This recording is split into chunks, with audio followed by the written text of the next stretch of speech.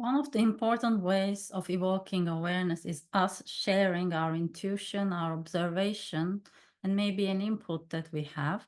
But it is important how we do it.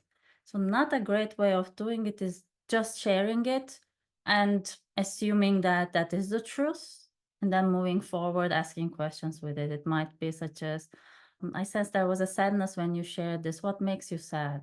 So you see, in between, I didn't even check the client if that was correct. I have assumed that it was the thing, and I moved forward with it.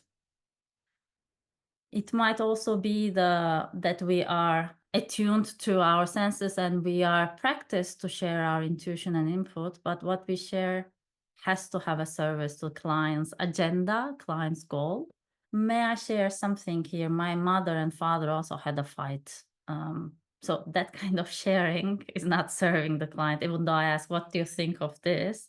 I brought something that doesn't have anything to serve the client. So it might be maybe I found if I was in a relationship, if I was in a friendship, that might be what I share. So yeah, I also had the same experience.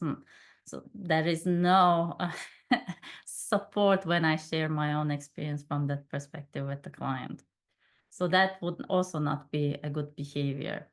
So when I share something, it is to evoke awareness. So I share my intuition, my input about the client, serving to the client, and I actively and explicitly invite the client to respond to it. This is us sharing without attachment. A mistake we can do is also being attached, because this is about us not being attached. We might offer something, the client says, no, that's not true. What we say, but I saw it, I really saw it. Or are you sure? Because there was there. Or yeah, but that was really an important thing. So we insist on something, we are attached to our observation. That wouldn't be a good behavior.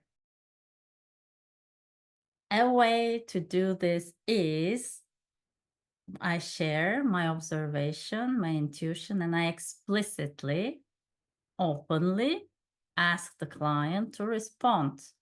And I can say, you can reject it, or what do you think of what I share? Feel free to drop it if it doesn't work for you.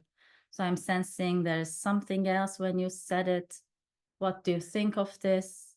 I might as well be wrong. I remember you talked about the other thing previously. I wonder if these two things have anything in common. Let me know if that makes sense to you, or you can drop that. A good behavior would be when we share our comment, our intuition, our observation to evoke awareness in service to the client without any attachment, which means that the client is sharing something and we say, "Hmm, when you said this, I noticed there was a certain sinking of the energy.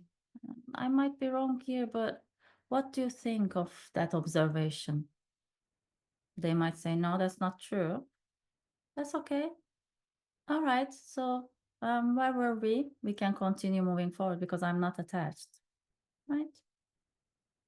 And what I share is always in relation to what the client wanted to achieve and what's happening in this moment in service to the client. I don't hold things back. That wouldn't also be service to the client. So I'm noticing something, but I'm not sharing, although it will serve the client. So if I have this tendency, I might allow myself to do more, because that's one of the tools of evoking awareness.